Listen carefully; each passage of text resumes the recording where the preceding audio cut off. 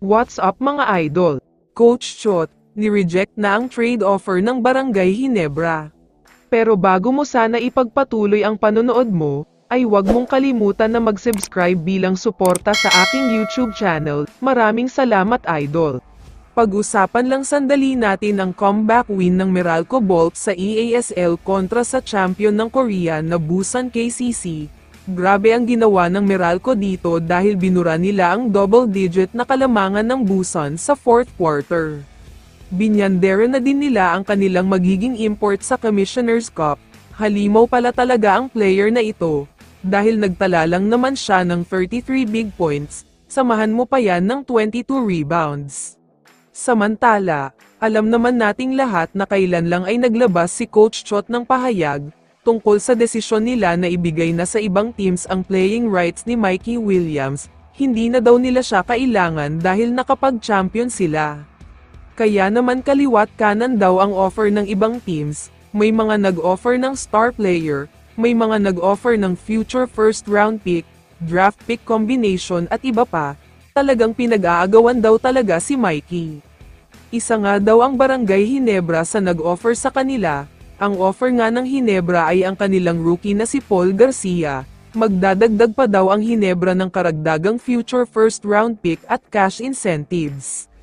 Pero agad nga daw ni-reject ng TNT management yan, dahil sa nakikita nila ay hindi naman daw patas ang trade, isang bench player, isang first round pick at cash incentives kapalit ng superstar, mukhang hindi daw patas ang trade na ito.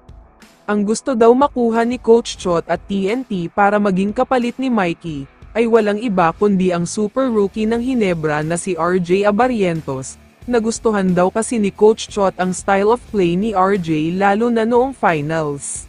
Huwag din nating kakalimutan ang ginawa niya sa Game 6, umiskor siya ng 18 big points sa loob lang ng isang quarter. Kapag nabigyan pa daw ito ng kumpiyansa sa TNT ay siguradong lalabas talaga ang laro niya.